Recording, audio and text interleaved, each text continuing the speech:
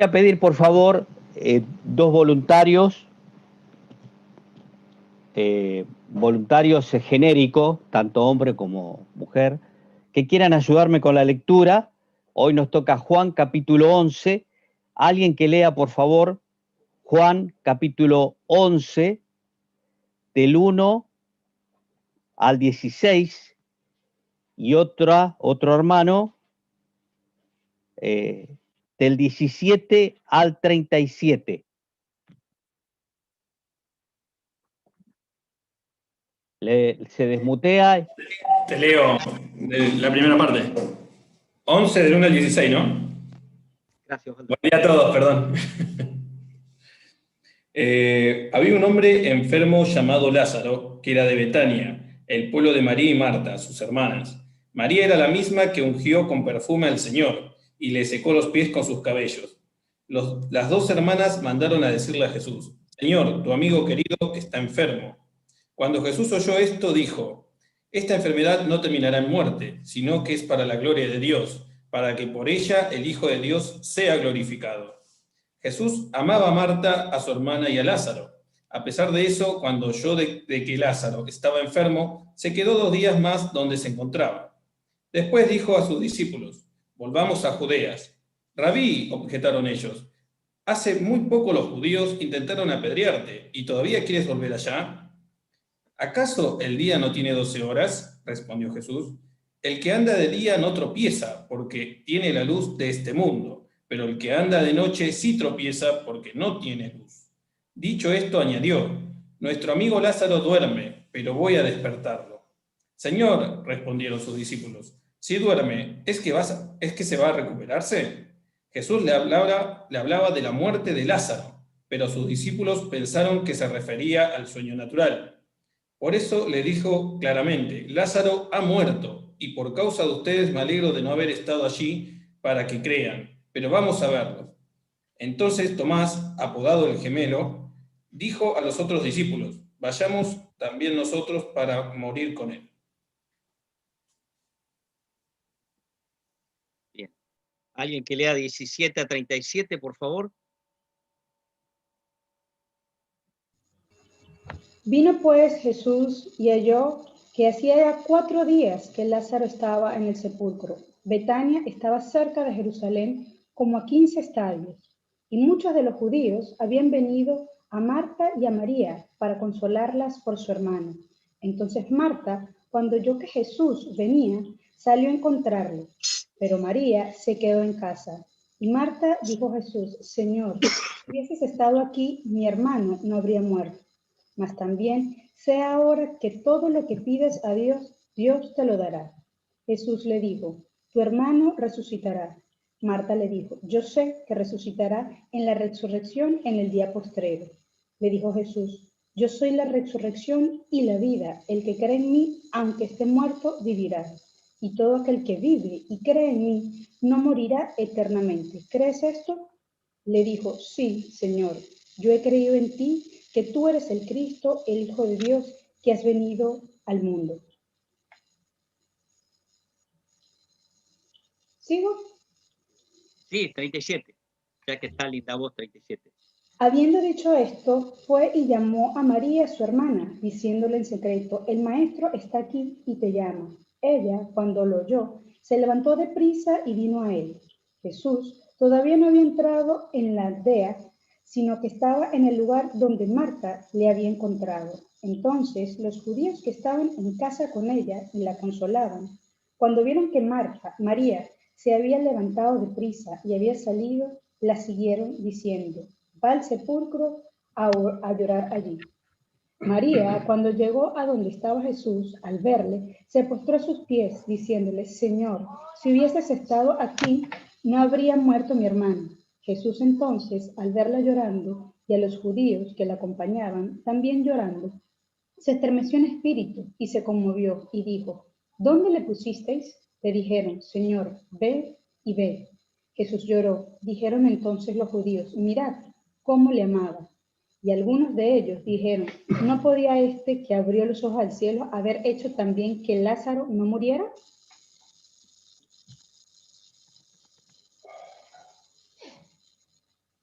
Hemos leído un relato que parece salido de la ficción, parece salido de una mente que se ha imaginado cosas increíbles, como que alguien resucite. No llegamos todavía al acto mismo de la resurrección, el momento en que Cristo lo levanta. Pero Padre, hay tantos detalles que leímos aquí que tardaríamos muchísimo tiempo en ver la sincronía, la precisión de tu accionar en cada evento, la sabiduría, el dominio propio de tu Hijo. Gracias, Padre querido, por tu santa y bendita palabra. Gracias porque tú tienes tu tiempo para todo. Te amamos. Por favor, háblanos en Cristo Jesús el Señor. Amén. Bien, cuando leemos el Evangelio de Juan en toda su plenitud, llegamos a entender, según capítulo 20, 31, que Jesús hizo muchas cosas, tantas que si se escribirían en libros no habría lugar para ellos. Jesús hizo además muchas señales. Pero estas que se han escrito para que creáis que Jesús es el Hijo de Dios y para que creyendo tengáis vida en su nombre. Propósito del libro, que creamos que Jesús es el Hijo de Dios y para que creyendo tengamos vida en su nombre. Juan 20, 31, 32. Propósito de estos milagros, son 7 milagros. El 7 es el número de la perfección. La perfección de lo que Dios hace. El 3 es el número de la perfección de lo que Dios es, pero ese es otro tema. Este milagro tiene un propósito bien claro, dice verso 4.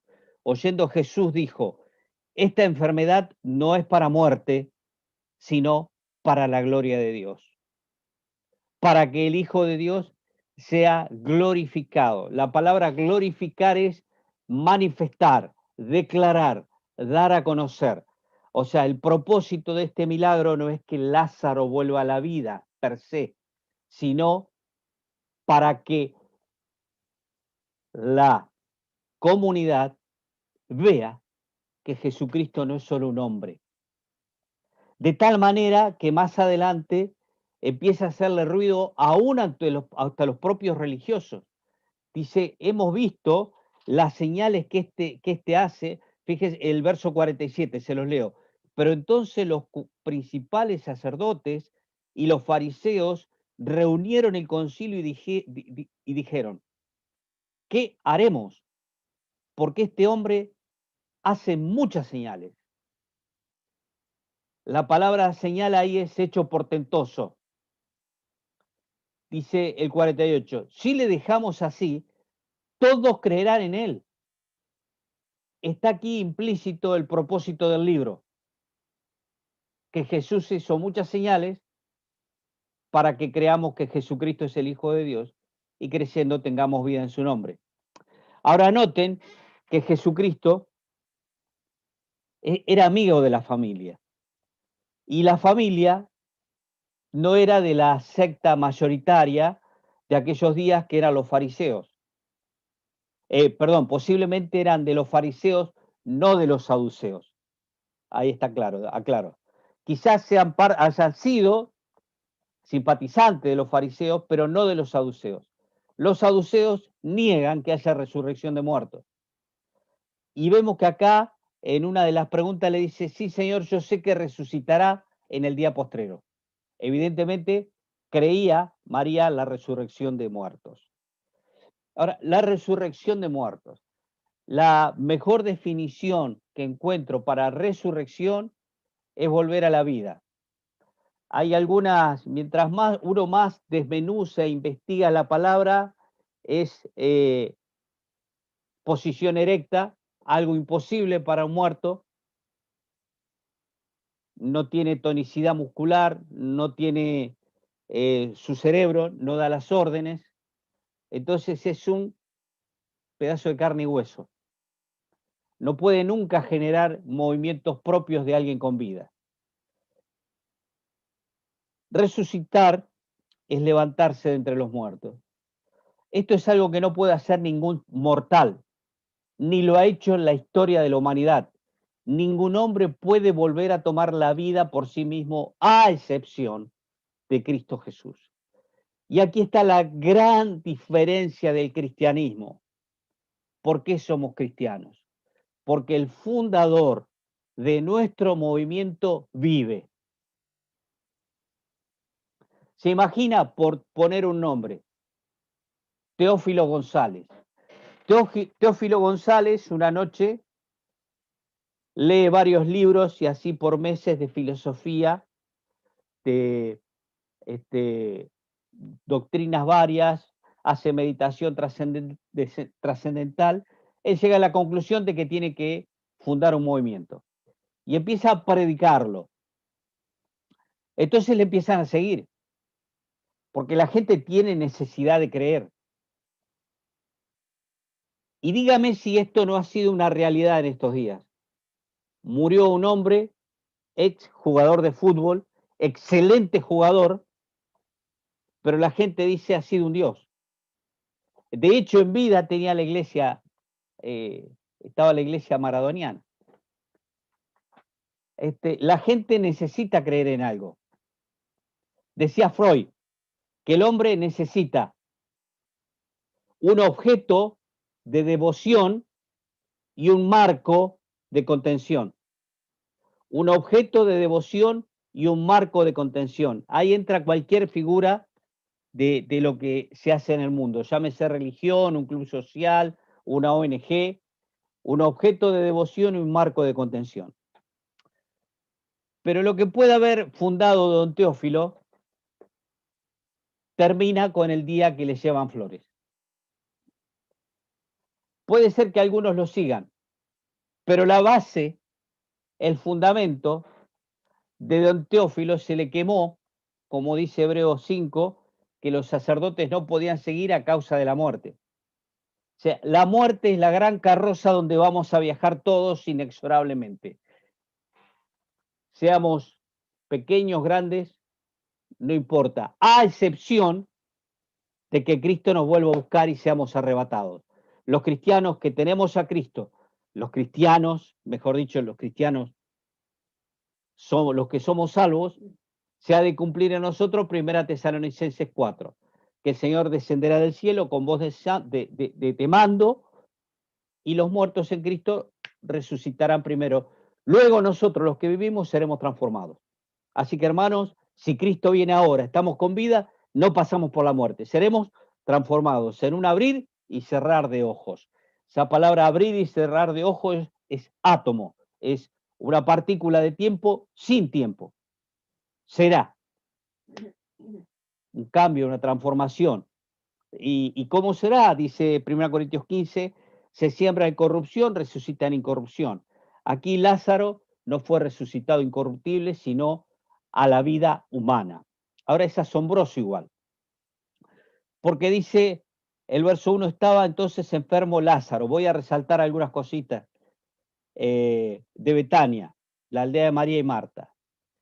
Y dice que María era la que le había jugado los pies con sus cabellos. Ahora note, 3, enviaron pues las hermanas para decir a Jesús, Señor, he aquí, el que amas está enfermo. Primera concepción equivocada de los cristianos, creer que porque amamos a Dios o porque somos salvos, no vamos a padecer ninguna enfermedad. Señor, el que amas está enfermo. ¿Por qué está enfermo? ¿Porque es desobediente? ¿Porque ha pecado? Está enfermo porque estamos en un cuerpo que está viciado por pecado, estamos en un mundo imperfecto. Pasan cosas, aún a los que aman a Dios. Pero los que aman a Dios, dice, todas las cosas, inclusive la enfermedad, ayuda para bien.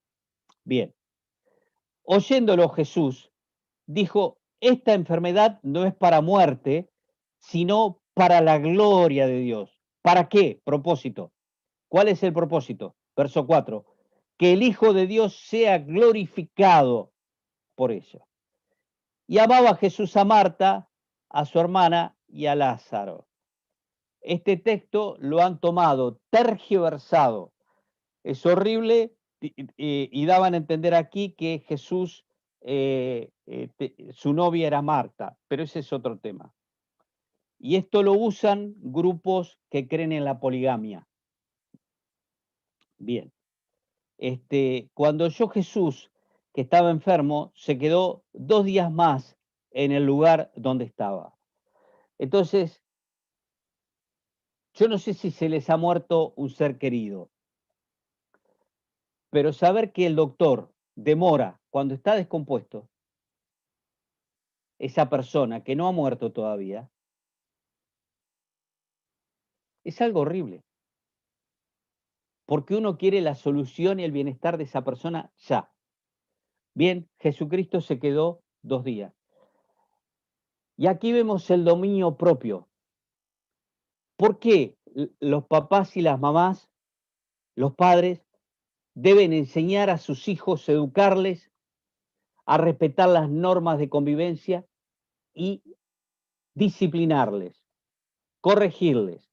Disciplinar no es solo pegar, es instrucción. ¿Por qué? Porque van haciendo crecer a ellos en dominio propio. Usted vio que un animalito no tiene dominio propio. Acá tenemos una mascotita, una perrita. Ahora está durmiendo.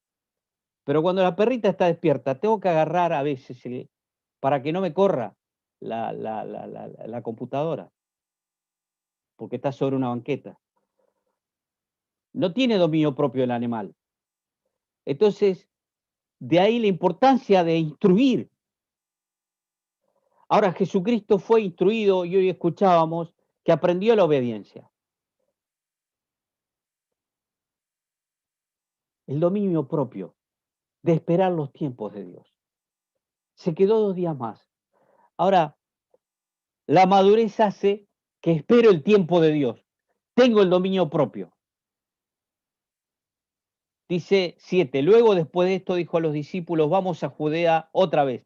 Acuérdense, no vamos a retroceder, pero si leen, ya lo habían querido matar. Él pasó por en medio. Ahora note lo que dice, la verdad que es tragicómico. El 8. Le dijeron los discípulos, Rabí, ahora procuraba a los judíos apedrearte y otra vez va para allá. Y estoy seguro que se miraron entre sí, pero si lo quería matar. Está queriendo volver a donde lo querían matar. Y escuchen lo que dice. Respondió Jesús, ¿no tiene el día 12 horas? El que anda de día no tropieza porque ve la luz de este mundo, pero el que anda de noche tropieza porque no hay luz en él. Dicho esto, no entendieron nada ellos. Está hablando de que Él es la luz, vino a traer la luz de la vida, la luz del conocimiento de Dios.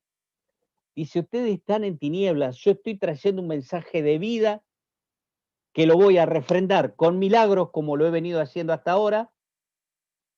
Los milagros han ido increciendo, desde convertir el agua en vino, luego la alimentación de los 5.000, así hasta que llegamos a este gran milagro.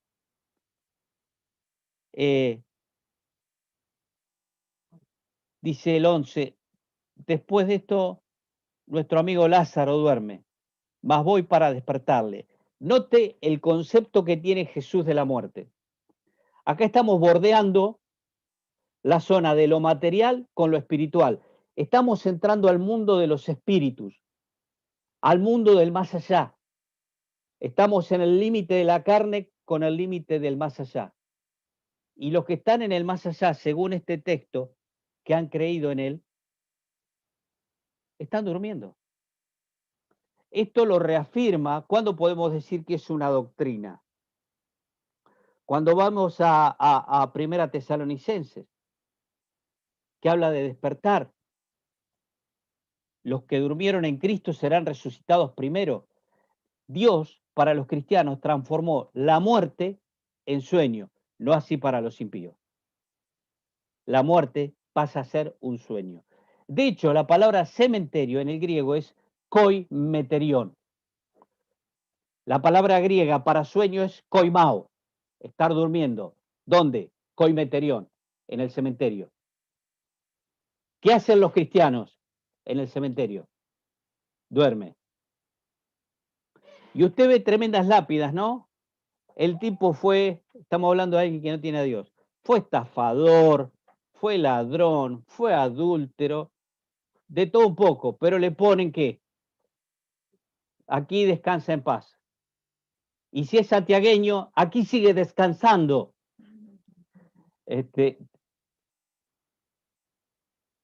Y usted se dio cuenta que en el cementerio no hay gárgolas, no hay esculturas de demonios.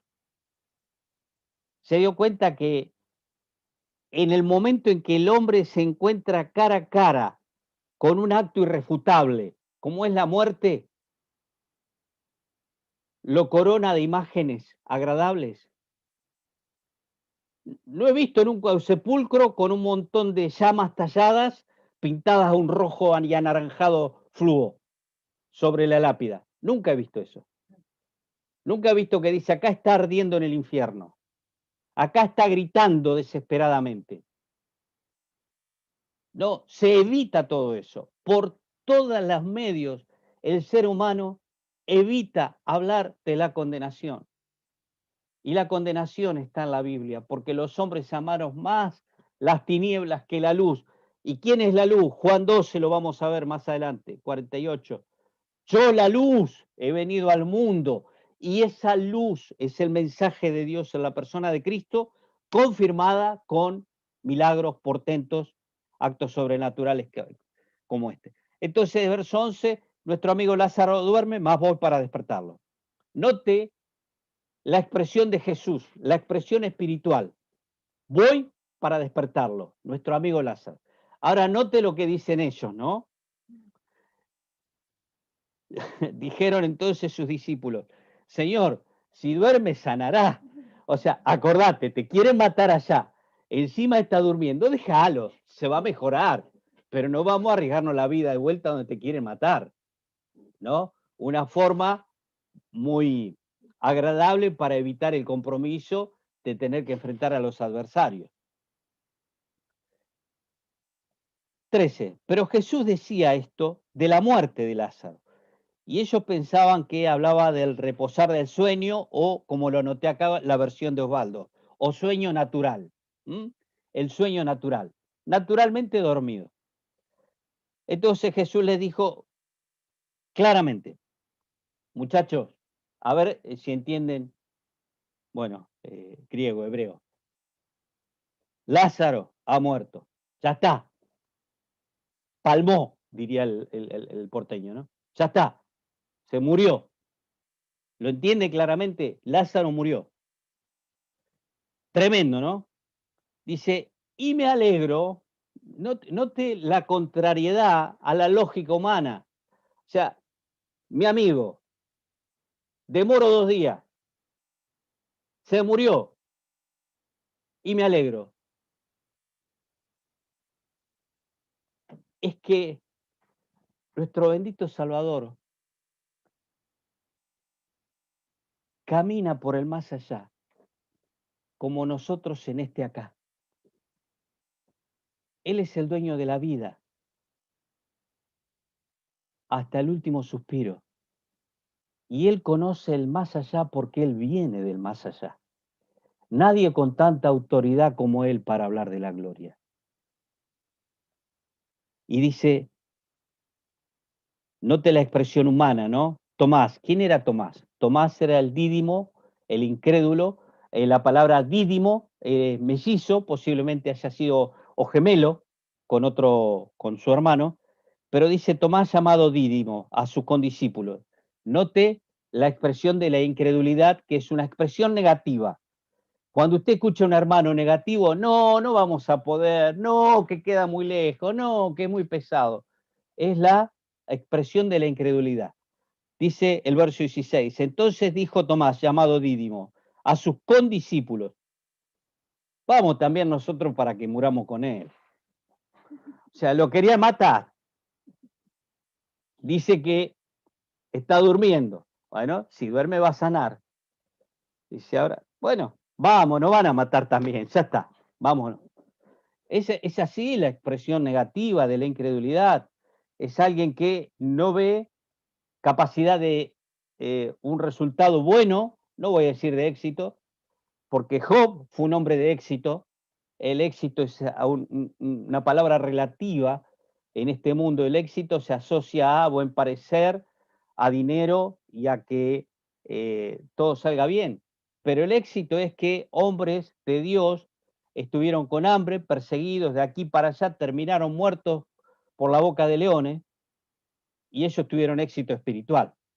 O sea, hablamos lenguajes diferentes. La fe y este mundo habla lenguajes diferentes. ¿Entiende? Uno dice duerme, el otro no me preocupo, lo voy a despertar, el otro se preocupa por el bienestar físico y le esquiva que no está mal y dice, bueno, vamos, así nos mata también, una desesperanza total.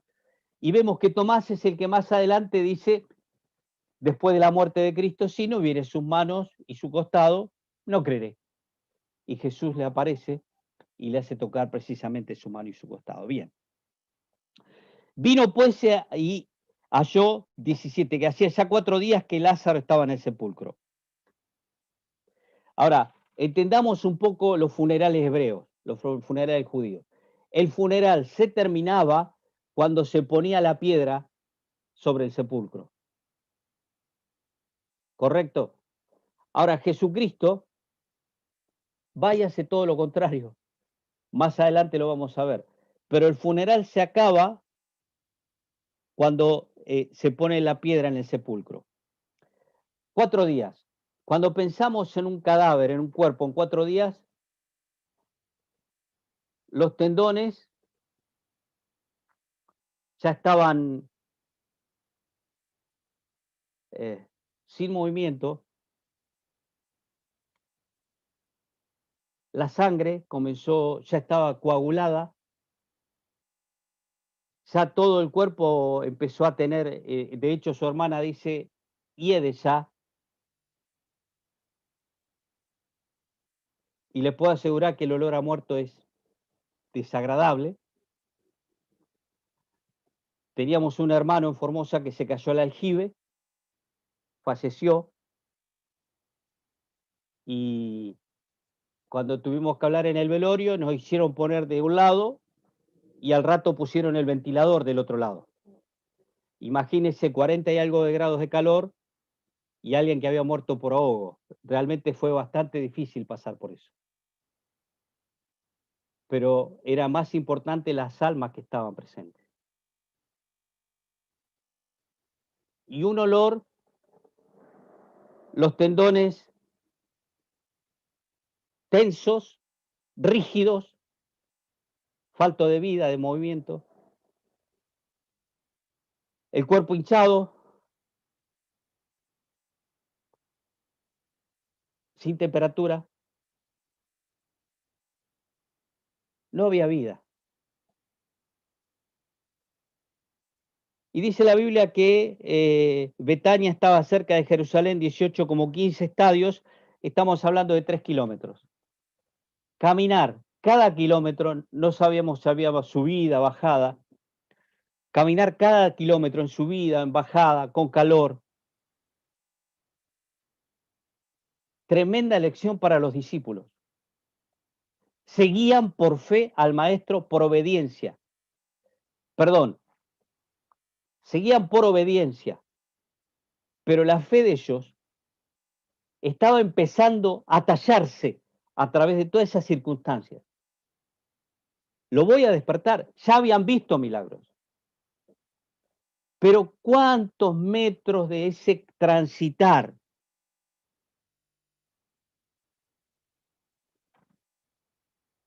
de dudas ha habido?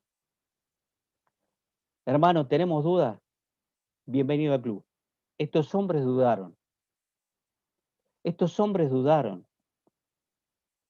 Pero su fe luego salió fortalecida. Mire, si duda, el que duda es porque tiene vida eterna. Los que no tienen vida eterna no tienen duda. Y luego se pasa la ausencia de duda cuando uno ya ha crecido espiritualmente. Pero ¿por qué la gente que recién recibe a Cristo nos preguntamos, ¿será que soy salvo? Es porque tenemos algo nuevo, que nunca lo habíamos tenido. Bien, dice entonces 20, entonces Marta cuando oyó que Jesús venía salió a encontrarlo, pero María se quedó en casa. Si hubieses estado aquí, mi hermano no había muerto. Note esa confesión. Mas sé ahora que todo lo que pidas a Dios, Dios te lo dará. Una fe sencilla, pero puesta en el lugar correcto. Sé que todo lo que pidas a Dios, Él te lo dará. Sé. El apóstol Pablo escribe, pero yo sé a quién he creído y que es poderoso para guardar mi depósito. Sé, el dador de la vida, el Señor de los mundos. Dice Pablo escribiendo a Timoteo, a Dios preparado para juzgar a los vivos y a los muertos. Hermanos queridos, estamos entendiendo que nuestro Dios no tiene límites, Él se pasea por la eternidad.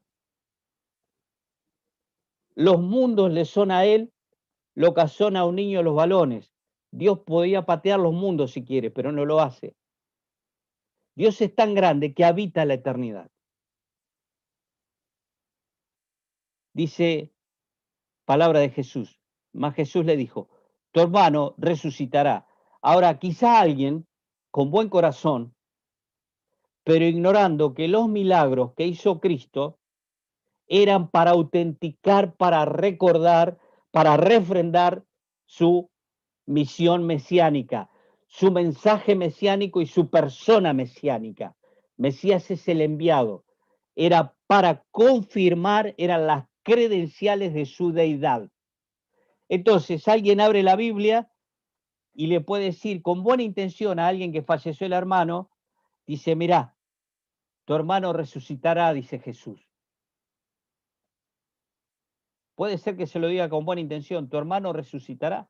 Y no va a pasar, porque este es un milagro con el propósito de que, creyendo en Jesús y creyendo, tengamos vida en su nombre.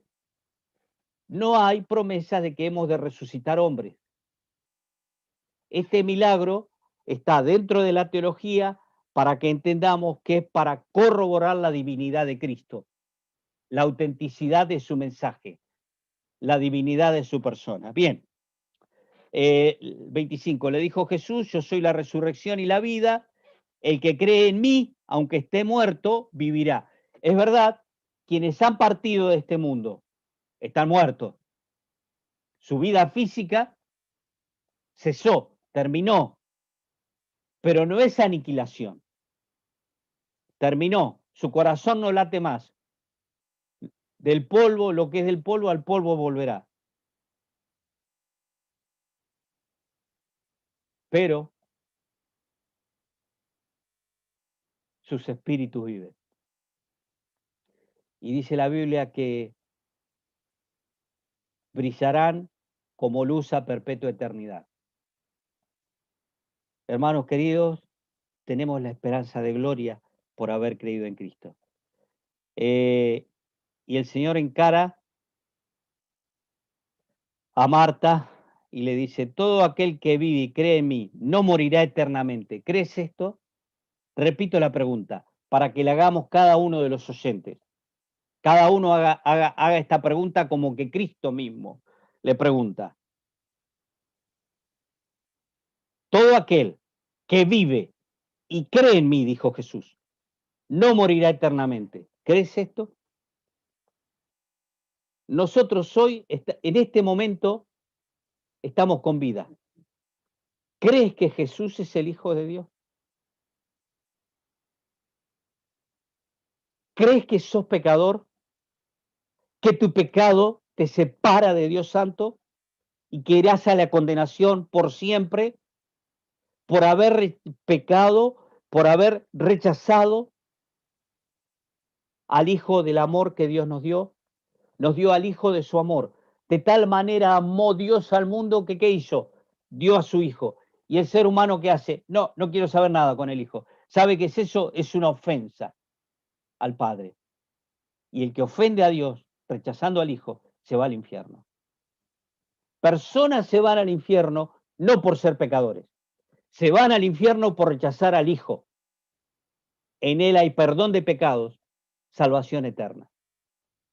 Quisiera que puedas tener la seguridad de decir, yo creo en Cristo. Y si crees en Cristo, no morirás eternamente. Tu cuerpo va a ir a la tumba, pero tu alma va a estar en la gloria. Bien, luego vemos que, verso 28, habiendo dicho esto, fue y llamó a María su hermana, diciéndole en secreto, el maestro está aquí, te llama. Cuando ella lo oyó, se levantó deprisa y vino a él.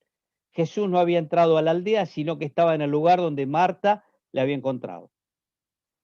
Entonces los judíos que estaban en casa con ella y la consolaban, cuando vieron que María se había levantado deprisa, había salido, la siguieron diciendo, va al sepulcro a llorar allí. María, cuando llegó a donde estaba Jesús, al verle se postró a sus pies, diciéndole, Señor, si hubieses estado aquí, no habría muerto. Tremenda confesión de María, públicamente se postra a los pies de Jesús. Jesús, al verla llorando y a los judíos que la acompañaban, también llorando, se estremeció en espíritu y se conmovió. Y dijo, ¿dónde le pusisteis? Le dijeron, Señor, ven y ve. Verso 35, tremendo versículo. Jesús lloró. Podríamos estar días hablando de este solo versículo, 2 palabras. Jesús lloró. Está el versículo más corto también que dicen, no matarás. Pero acá dice, Jesús lloró. Hay una diferencia de una palabra, tarea para casa. ¿Cuál es el más largo? ¿Cuál es el más corto? ¿No matarás o Jesús lloró? Pero que el Hijo de Dios haya venido a este mundo y le hayamos hecho llorar, los que son padres, ¿se imaginan que tu hijo va a hacer una diligencia a un kiosco y lo maltratan? Hoy decimos le hacen bullying. ¿Cómo reacciona el corazón del papá, de la mamá, al ver que maltrataron a su hijo? Pues bien, la ira de Dios dice que cree en el Hijo tiene vida eterna, el que rehúsa creer en el Hijo no verá la vida, sino que la ira de Dios está sobre él. Bien. Al verla llorando se estremeció en espíritu. Mire, la palabra estremecer es algo casi cerca de vibrar, es una agitación, en donde casi se corta la respiración, donde se mezcla el llanto con la respiración, que sale un gemido, y eso, esa mezcla de emociones, dice la expresión griega, que producía un movimiento de agitación a punto de romper en llanto. Verso 35, Jesús rompe en llanto. Que Jesús haya llorado puede ser, algunos dicen, porque el amigo murió. Si al recibir la noticia, puede ser que haya llorado ahí, no dice, pero aquí Jesús lloró primero porque él era el autor de la vida y estaba frente a la muerte mismo. Y hay algunos comentaristas que van más allá y no es descabellado. Está quien dice que Jesús rompió en llanto porque al ver dónde estaba Lázaro y cómo estaba Lázaro, Lázaro no estaba soportando el calor del día, Lázaro no estaba luchando contra la fuerza de gravedad, a Lázaro no le dolía nada, Lázaro veía miríadas, millones de ángeles. Lázaro, bueno, en el tiempo intermedio, no voy a decir, estaba en el seno de Abraham, estaba descansando, estaba en un lugar placentero, y volver a traerlo de aquel lugar de satisfacción plena. Algo nos dice el Salmo 16, estaré satisfecho cuando despierte a tu semejanza. Cuando estemos, estaré saciado en tu presencia, delicias a tu diestra para siempre. Estaremos completos cuando estemos en la presencia de Dios. Y hoy aquí, cuando leemos la Biblia, cuando oramos, cuando tenemos esos encuentros personales, nos hace muy bien. Experimentamos los bordes de la plenitud que vamos a experimentar en la gloria. Por eso la comunión nos empodera para vivir la vida. cristiana. Y nuestro fundador vive. Y cuando estamos en contacto con Él, tenemos algo que no se compra, poder, tenemos sabiduría. Ayer, leyendo Job 28, les recomiendo, es un pasaje bellísimo que habla de la sabiduría. No se consigue con perlas de gran precio, no se compra la sabiduría, se adquiere a través de un proceso, se obtiene leyendo la palabra y aplicándola. Así que, hermanos, posiblemente lloró, decir, lo hago salir del lugar ideal para volver a traerlo a este mundo. Posiblemente lloró al ver la incredulidad de todos los que lloraban, viéndolo a él venir, el autor de la vida, dijeron, es un hombre más, seguimos llorando en desconsuelo. Posiblemente lloró por eso, o porque no creían en él al ver la incredulidad de los demás, o por traerlo a Lázaro del lugar ideal donde estaba, a la condición humana, o por el dolor de ver de lo que produce la muerte en sus amigas, en María y demás. Ahora, ¿dónde terminaba? Ya vamos concluyendo. ¿Dónde terminaba el velorio, el funeral? Colocando la piedra. ¿No es cierto? Jesús hace todo lo contrario. ¿Qué dice el verso 38? Jesús, profundamente conmovido, otra vez vino al sepulcro, era una cueva y tenía una piedra puesta encima. Dijo Jesús, quitad la piedra. O sea, él comienza donde los demás terminan. Quitad la piedra. Se ponía la piedra y todos volvían a casa. Él vuelve al sepulcro donde se terminaba todo y comienza por donde los demás terminan. Quita la piedra. Marta, la hermana del que había estado muerto, le dijo, Señor, hiede ya, es de 4 días. Jesús le dijo, ¿no te he dicho que si crees verás la gloria de Dios?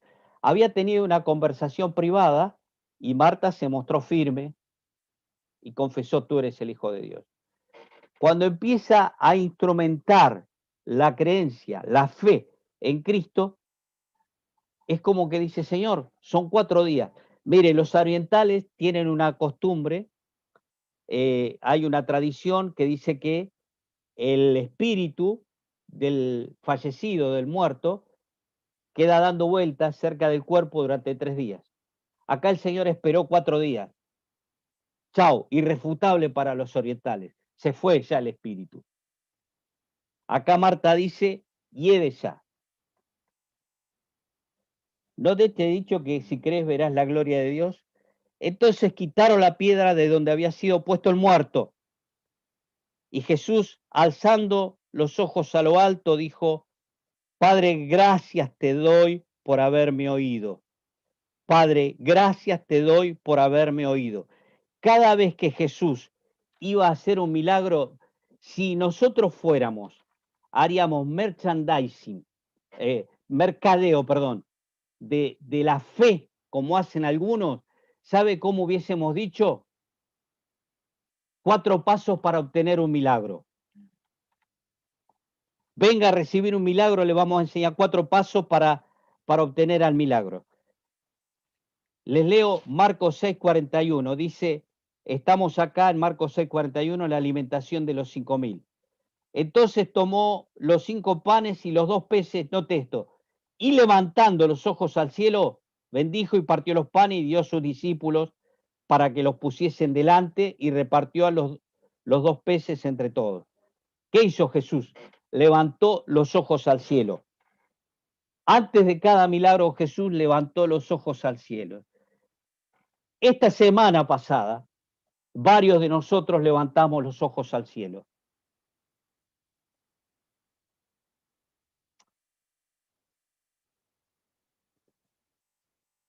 Les voy a hacer una confesión. Yo tenía que hablar este mensaje el domingo pasado, pero también me habían enviado un video. Pero después opté por pasar el video, porque no sabía qué iba a pasar con Ámbar. Y dije, Señor, quiero hablar tu palabra con libertad y no colocar falsas expectativas. Y hoy estamos aquí porque levantamos los ojos al cielo. Y Dios tuvo misericordia. Se equivocaron en el diagnóstico, algo que Dios permitió para que le busquemos. Pero cuando estamos en problemas, tenemos que levantar los ojos al cielo. Luego dijo, Padre, gracias te doy por haberme oído. Segundo paso para el milagro. Primero, levantar los ojos al cielo. Segundo, agradecer. Segundo, agradecer aunque no lo haya recibido. Fe dice que él llama las cosas que no son como si fuesen. Fe tiene el que agradece aún antes de haber recibido. Tenemos que tener la capacidad de agradecer aún sin haber recibido. Bueno, Jesucristo tenía esa fe, esa confianza tremenda. Y dice, gracias por haberme oído. Entonces, creer, mirar arriba, agradecer. Yo sabía que siempre me oye. Jesucristo pudo decir esto. Yo sabía que siempre me oye. ¿Por qué? Lo dice en Juan 8:29, porque yo hago siempre lo que lo agrada. Cuidado, hermanos, olor a cigarrillo y oración, Dios no escucha. Pornografía y oración, Dios no escucha. Malas palabras y oración, Dios no escucha. Murmuración y oración, Dios no escucha. Jesucristo dice, Padre, gracias porque siempre me oye. Y si usted lee aquí Juan 8:46, dice clarito, ¿quién de vosotros me redarguye de pecado? Y también Juan 5:14-16 dice, yo hago siempre lo que le agrada. ¿Por qué Dios lo escuchaba a Jesús? Porque hacía siempre lo que le agradaba. ¿Queremos que Dios escuche nuestras oraciones? Hagamos siempre lo que le agrada. Bueno, yo sabía que siempre me oye, pero lo dije por causa de la multitud que está alrededor para que crean que tú me has enviado. Ya concluimos. Y habiendo dicho esto, clamó a gran voz. Primera Tesalonicenses 4:16 dice que se escuchará la voz, la trompeta, y luego con voz de mando seremos resucitados. Aquí está la voz de mando también. Habiendo dicho esto, clamó a gran voz, Lázaro, ven fuera. Nombre propio. La voz de Jehová, Salmo 33:6, hizo los cielos y la tierra, colocó las estrellas en su lugar. La voz de Dios tiene poder creativo. Y si Cristo hubiese levantado la voz, todos los que lo escuchaban, si él hubiese dicho, ven fuera, se hubiese levantado un montón de muertos. Pero el mensaje es directo a Lázaro. Lázaro, ven fuera.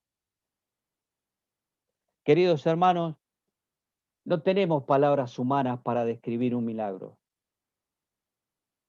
Aquellos nervios, aquellas extremidades, aquellos dedos que estaban rígidos, tullidos, fríos, por causa del movimiento, la sangre que ya estaba viscosa, los nervios que estaban resecos, ahora, por la voz de la vida, por la voz de Dios, en ese cerebro que precisa el 75% para funcionar, porque el 75% es agua, por el milagro de Dios hay agua en el cerebro, empieza a haber un flujo eléctrico que es comunicado a cada neurona, una neurona transmite esa idea a otra neurona y en el cerebro comienza a generarse auras de luz.